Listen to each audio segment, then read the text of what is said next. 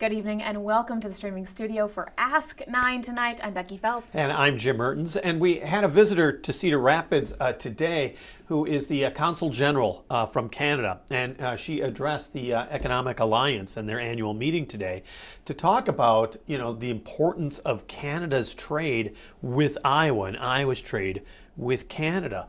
And I really wanted to have a sit down with her, especially when we're talking about trade and tariffs and the renegotiation of the Mexico-Canada-U.S. trade agreement, and the president even now wanting to impose even tougher tariffs against Canada. I just thought it was an interesting time to talk with her. Absolutely. And also, Canada isn't necessarily what we hear a lot in the news about being a big trade partner. We always hear about China and the soybeans and Mexico deals. So Canadian trade really, though, is very important for Iowa. Well, Iowa's biggest trading partner is Canada. It's $5 billion. And here's what was interesting is that when it comes to trade with Canada, it's not just like John Deere tractors, which I think people would say, or it's corn or it's soybeans going one way or the other. But steel that's manufactured in Canada finds its way inside of John Deere tractors. That's so interesting. So components like and parts, pieces. exactly, and that's why businesses in particular are really worried about the tariff talk by the president. Businesses always want certainty. Yes. They want to be able to plan ahead. Don't we all? Yeah, and exactly, and especially when you have such an important trading partner as Canada. So it's Beth Richardson, who's the Canadian Consul General in the Upper Midwest. She's based out of Minneapolis. She's been there for, I believe, 2 going on 3 years right now. She's had roles with the Canadian government where she has been overseas, but now she is in the U.S. And she's really kind of, in a way, trying to point out to businesses in Cedar Rapids today of the importance of this relationship between Canada and the U.S., which used to never be questioned at all. And so I wanted to sit down and talk to her, and that's what we got a chance to do, is to ask her a little bit about this important partnership between Canada and the U.S. and what she's expecting is going to happen this year. We're going to air that interview for you now in full. Let me talk about what the Prime Minister has said. He said Canada was the first country to understand the change in U.S. trade policy that he, being Mr. Trump, initiated, and we've responded to that. Very much so. Is that fighting language, or is that just reality? It's pragmatism and realism, right? I mean, we understand the world has changed, and our Prime Minister is working very hard, including domestically, to try to make sure that we're able to take advantage of the opportunities of the next era. The argument is that that Canada now needs to find markets not necessarily tied to the United States.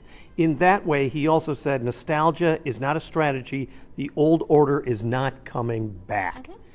Is that a way of saying we are leaving some of the embrace of the United States? Neither Canada nor the United States will be moving anytime soon, right? We're neighbors. We've been neighbors for centuries since we both became countries. We've always been each other's primary economic partner, and that will continue.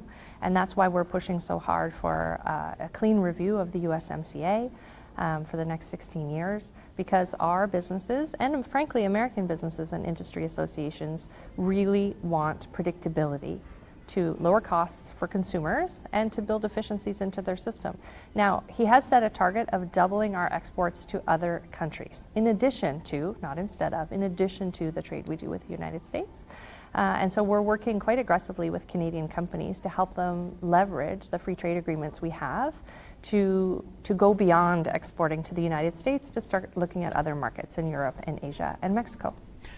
And as well as markets such as China that Canada has looked at as well, which seems to have antagonized President Trump. Is that a worry?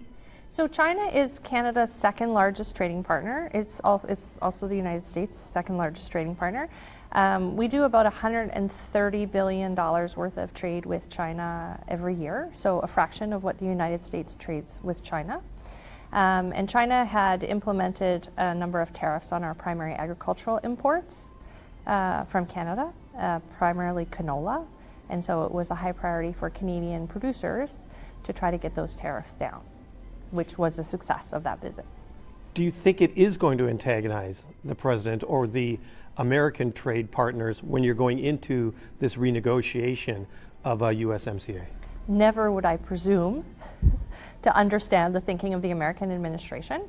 Talks are ongoing between the USTR and their Canadian and Mexican counterparts, and what the American side brings to the table in terms of USMCA negotiations, not renegotiations, review, we'll look at and respond to.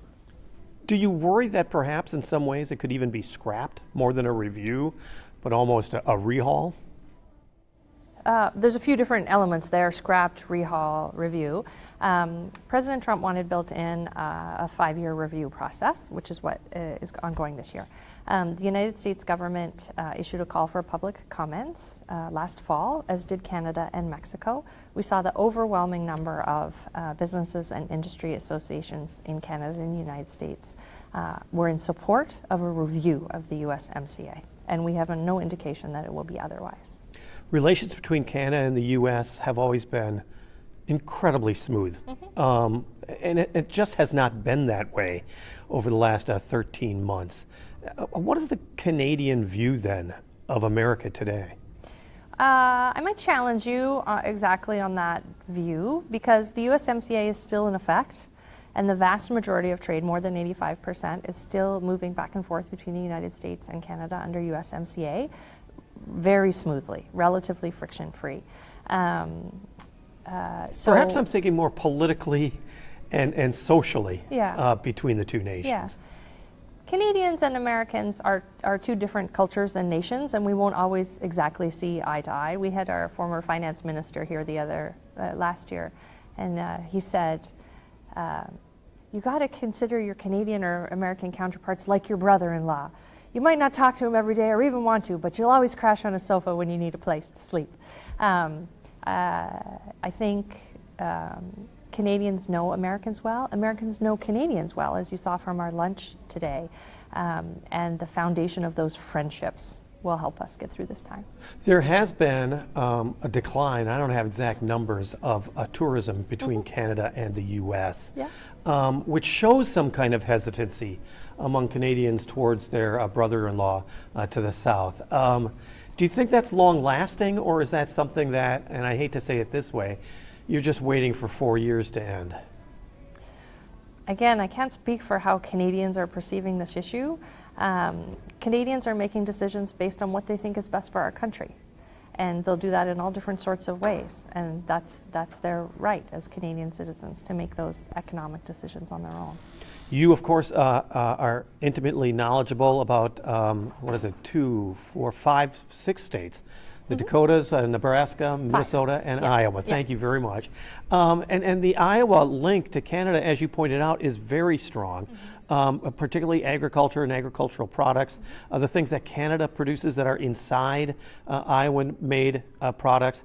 The interlink between this state and your country really is immense, is it not? It's enormous. It's about $9 billion in trade back and forth each year.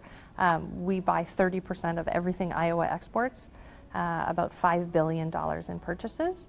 And many of our exports to Iowa are inputs into U.S. processes. So General Mills, Quaker Oats.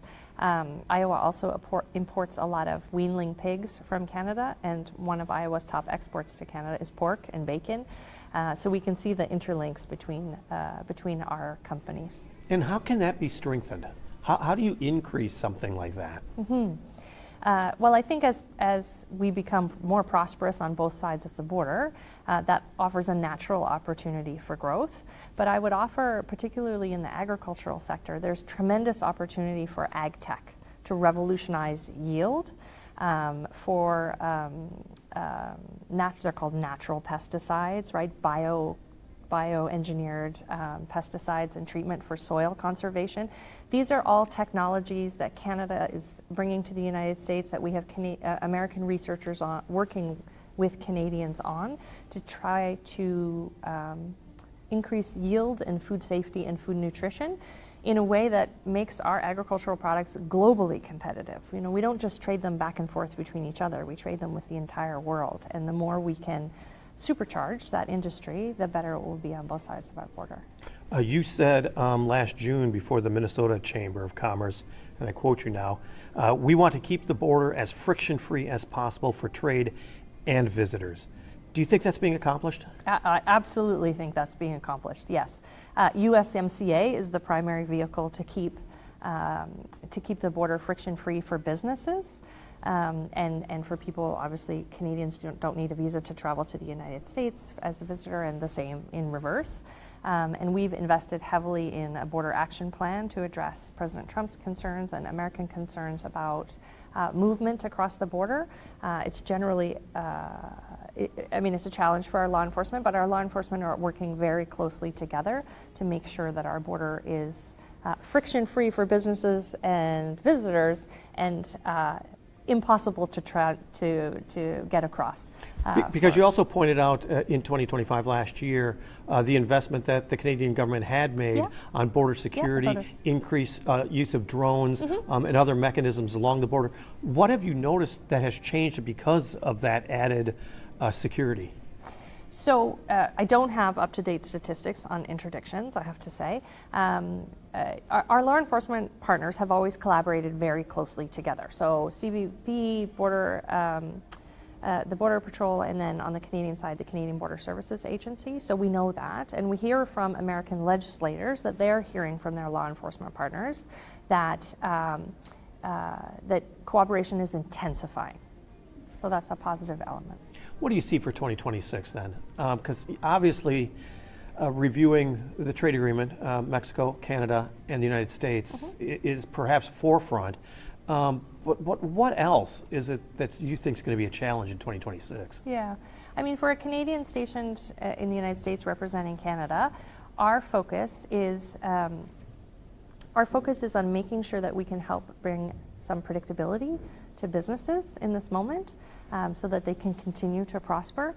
And our outreach has really been focused on helping companies and businesses understand how integrated our economy is. This is a moment, I think, for pragmatism. In a turbulent world, it's a moment for pragmatism. And certainly the people that we spoke with today, business people who are doing trade day in, day out, they get the need for pragmatism and predictability. I appreciate your time. Yeah. Thank you so much. Yeah, cool. Pragmatism and predictability. A business community wants stable environment and not necessarily a lot of changes politically as well as economically. That could be a wish that's not realized this year because we are going to await what happens. Early negotiations have already started in regards to this review of the U.S., Mexico, Canada pact, the 5-year review, as she was mentioning. But we just don't know what else is going to be thrown into the mix. And American businesses and Canadian businesses are preparing for whatever, but not really knowing what's forever. The U.S., this I thought was a very interesting statistic. The U.S. is the sole market for 2 out of 3 Canadian exports. 2 out of 3 Canadian exporters, according to May 2025 by the Government of Canada, 2 out of 3 Canadian exporters is solely to the U.S. So I think the president kind of looks at that and says, that's where we have some leverage. That's where we can get the best deal possible for America.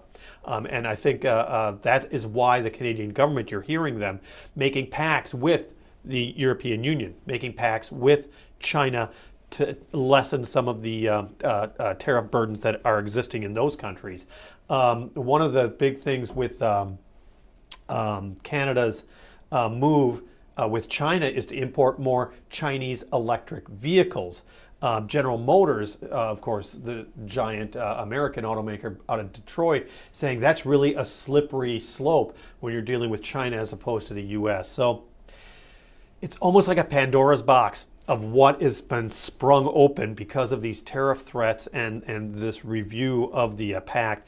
So we're going to really see what's going to happen in the months ahead. Everyone's kind of exploring their plan Bs a little bit. But it really does it underscores how important the link is between Canada and Iowa, and in so many different ways. Yeah. That number was almost shocking to me. I mean, Yeah. because you can say like, oh, it's a lot. The relationship's important, but Canada taking 30% of our exports, Of Iowa exports, yeah. incredible. Yeah, it's a major trading partner. Yeah, very, very interesting. Thank you so much, Jim, for making the time to do that sit-down interview. It's really great to have that kind of insight into what Canada's thinking. And we want to thank Beth Richardson, the Canadian Consul General in the Upper Midwest, who spoke once again to the Cedar Rapids Economic Alliance earlier today, and then was able to sit down and talk to us and expand on some of the things that she talked about when she got one-on-one with us, which was wonderful. Absolutely. All right. Thank you so much, Jim, again. And thank you all for joining us here on Ask 9 tonight. As always, if you've got any questions you'd like us to look into, send us a message on Facebook or shoot us an email. Have a great evening.